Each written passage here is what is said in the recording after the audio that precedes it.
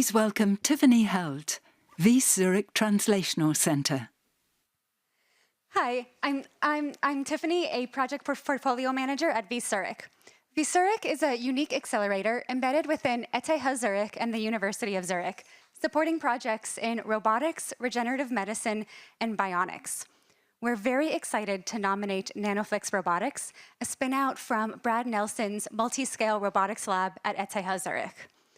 Nanoflex is transforming stroke therapy through telerobotics. Their platform not only gives clinicians greater navigational control to be able to reach the stroke in the brain, but it also allows faster access to treat patients much quicker and improve the outcome of stroke.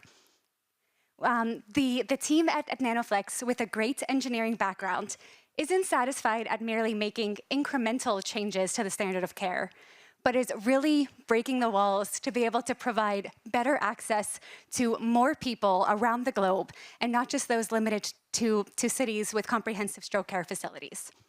It's my pleasure to welcome Grace from Nanoflex Robotics to explain how she is breaking the wall of inequitable stroke care.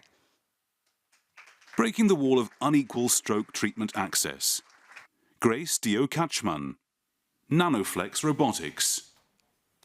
Stroke is the leading cause of long-term disability and death in the world today. 8 million people every year will get a stroke where a blood clot in their head will cut off blood flow and lead to brain damage. The great news is we have what's been called a miracle treatment known as a thrombectomy. In a thrombectomy, a doctor takes a wire like this. It's fairly stiff. They have to bend it at the tip, and then by twisting it from the part sticking out of a patient, they push it from the leg through the blood vessels into the brain. They have to twist it because then they can bend the tip into the correct blood vessels to get there. And this all takes lots of time. Now, what we want to do is cut out time. Unfortunately, a lot of people today, once they get a stroke, will have to be diagnosed at a small spoke hospital and take hours to get to a hub. That takes a lot of time in which the brain is dying. We are going to cut out this time and boost access with telerobotic thrombectomies, where doctors will be able to treat patients far away at the place where they are diagnosed. So to do this, we start first by replacing these rigid wires with a flexible wire like that. Now, what you don't see in the tip of this wire is magnets, tiny embedded magnets that with our patented magnetic field generator can deflect in any direction when we direct the magnetic field that way. These wires and catheters are clipped into an advancer, this white advancer outside the patient. The advancer pushes the wire up into the brain. So with total robotic control over the shape of this tip and total robotic control over the pushing, this is the perfect system for teleoperation. Now, to date, we've already done a simulated teleoperated thrombectomy over 9,000 kilometers between the US and Switzerland. We set up this model of blood vessels where we put a simulated blood clot into the brain of the vessel, and Dr. Bendock from the Mayo Clinic navigated our magnetic guide wire up to the clot, tracked a catheter over it exactly as they would do it in a clinic, and then aspirated the blood clot out. This is exactly what we want to do for patients all over the world today. So with more than 100 clinician demonstrations, we've gotten extremely positive feedback, which has translated into lots of early commercial traction. We are working with Hawaii, for example, to cut out 3 hours of transport time for patients, to save 40,000 emergency transport fees, and to add 30 million in annual revenues for stroke procedures in the state. Most importantly, we are going to reach the many patients in the state that currently only have one hospital that they can go to for a thrombectomy in that state. So we know what we're doing is ambitious, so we're taking a careful staged approach.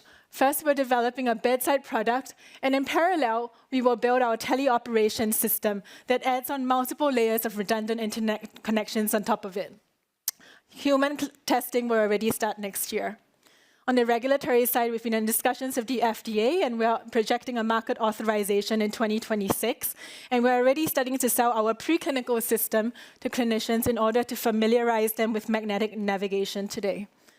With all of these huge milestones coming up, we are raising 10 million in order to get us to our first clinical clearance.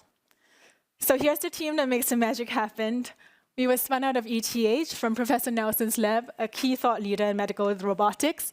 Matt has deep industry connections from 20 years in medtech. Christoph is an expert in magnetic navigation, and I have spent the last decade building ventures. Today, we've grown to 27 people. 60% of them are engineers, 90% of them have advanced degrees, and the remaining 2 hold most of our common sense. So to really strengthen our team and transform stroke care, we need a global connection, and we have experts from robotics, from medicine. And with them, we're reaching out to giant telecommunications companies, we're reaching out to robotics manufacturers and clinical societies. So really, we believe we have the network to build the network to deliver life-saving interventions across distance. Because after all, what we want to do is build a world where anyone, anywhere, no matter where they live, will be able to be connected to life-saving interventions in time. Thank you very much. Wow. I was even afraid to touch it. It looked so delicate. Wow. Okay, it's going to save lives. Great. First question here from our jury. Second question will be here with Alessandro. Please, Yaga. Thank you so much. It was really inspiring. Any complications you know of? And second question would be the potential for other areas of medicine to use? Yes. First question on complications. We haven't started testing in patients. We have done it in pigs. It's been safe. We have not seen any additional blood vessel damage in addition to standard of care. You're going to get the normal complications that you would usually get in any interventional procedure, but actually the bulk of those complications are at the access site when they put the wire into the blood vessel. And that will be handled by a bedside clinician at the small spoke hospital, so we're not worried about it. Sorry, your second question was? Oh, that's right. Yes, so we are going for the first application of stroke in the brain, but obviously any tube in the body, any blood vessel, whether it's in cardiology or in peripheral vascular or even in endoscopy, that's something that we can do as well.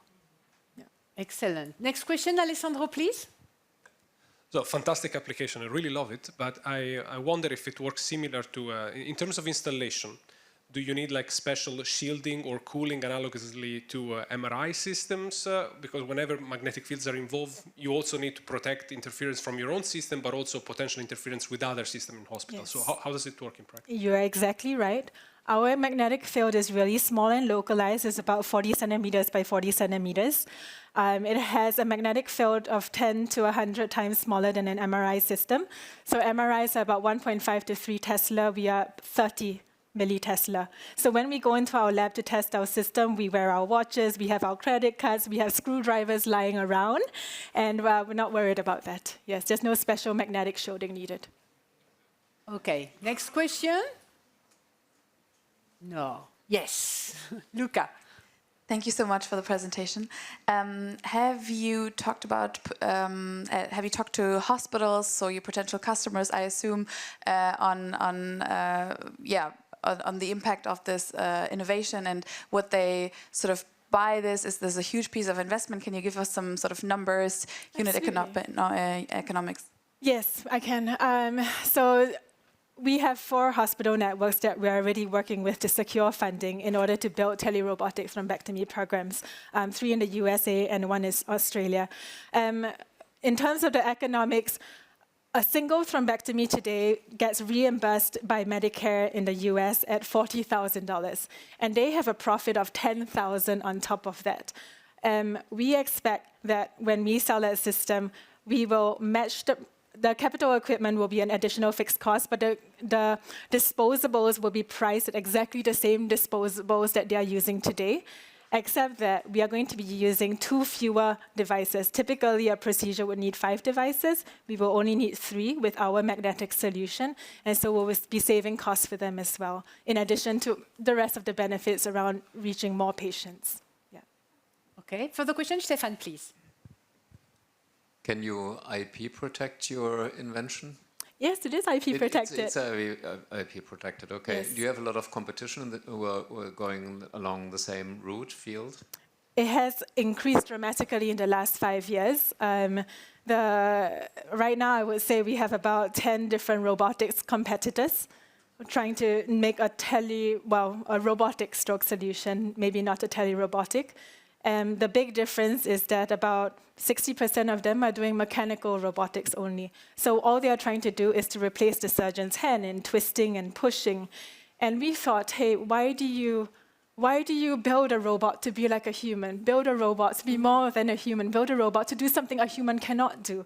And that's where I think the magic of magnetic navigation comes in. So there are probably about 4 other magnetic navigation companies, but none of them have a patented magnetic field generator like ours. Okay, good. Sorry, we are over time, but I'll let you finish your sentence. Still, thank you so much. Okay.